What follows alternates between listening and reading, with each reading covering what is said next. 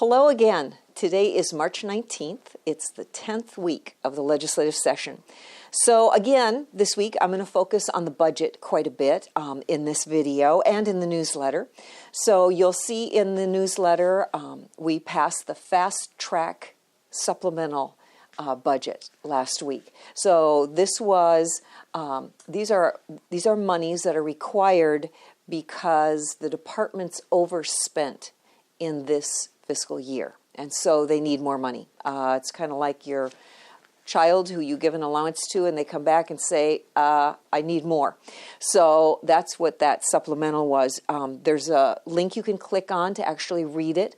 And I know the numbers might seem kind of confusing, but keep reading on. And at the end, there's a narrative. You can read about the union contracts that were included in the budget and things like that. So that narrative, those last pages that are the actual sentences and words, might be of interest to you too. There's also a section on tax credits. So I think I've told you before, we eliminated all the tax credits last year. We started in 2016 eliminating the tax credits in Cook Inlet and then last year up on the North Slope. But we still have outstanding credits to pay because the governor vetoed the payment of them in the past. One of the things I want to emphasize is the companies that get these credits are producing less than 50,000 barrels of oil a day. So these are the companies.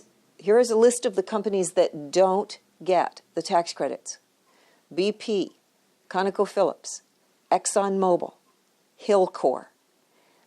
These four companies do not receive tax credits because they're producing too much oil. It's the small companies.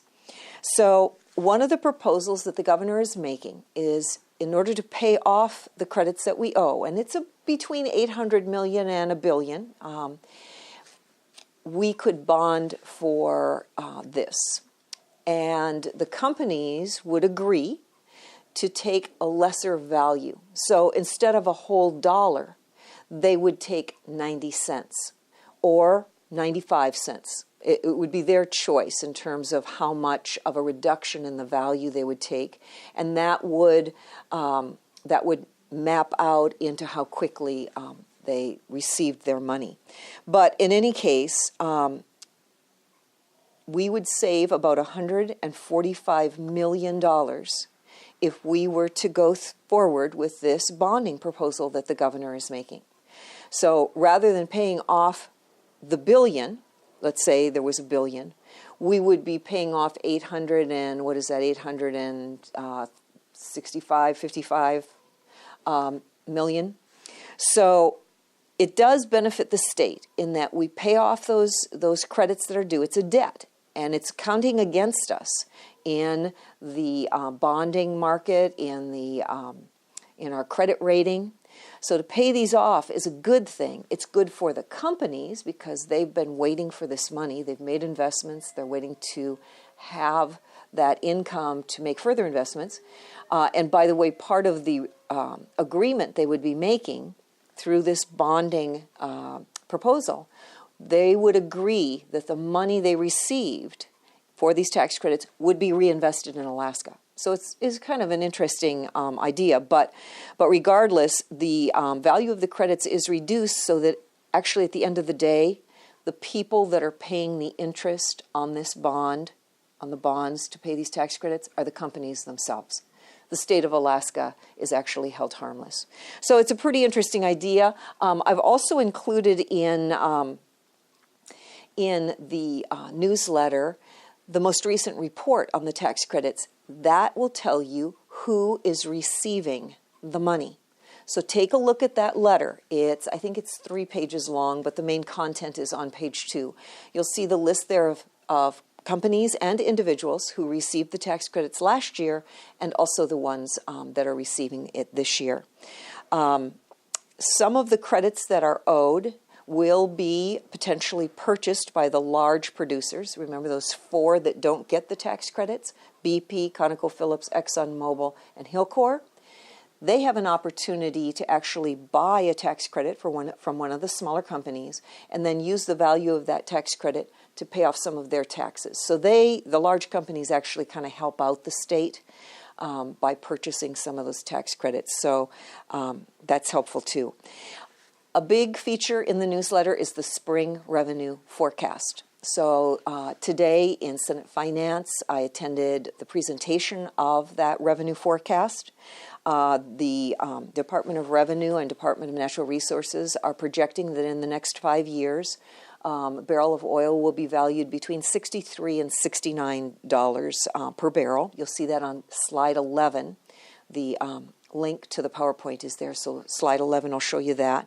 And they're estimating for over the next 5 years that production is going to hover slightly above and slightly below 500,000 barrels. So continuing the plateau that we've achieved because of Senate Bill 21. Remember, we had been on a 6% decline under ACES. That was the former tax policy.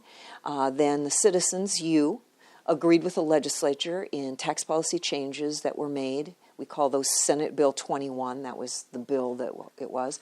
And that has actually caused our production decline to level off, actually to climb up, and now it's leveled off. So that's a really good thing. And this is why it's a good thing. Every barrel of oil that we produce, that the companies produce, the state of Alaska gets royalty from. And that royalty is distributed throughout our economy. So in 2017, calendar year 2017, the state of Alaska received approximately $1.2 billion in royalty. Not in taxes. There was more in taxes, 2 to 3 times this amount, but $1.2 billion in royalty. Now that money was distributed this way. $726 million of it went into the general fund. The school fund got $6 million of that. The permanent fund itself got $385 million. And then the Constitutional Budget Reserve got about $80 million. So for every barrel of oil we produce, the tax on it is important. But what's even more important is that royalty, because that's what builds that permanent fund. And it's out of that permanent fund that your dividends come. So anyway, hopefully this will be interesting and helpful information for you. And I look forward to seeing you again next week.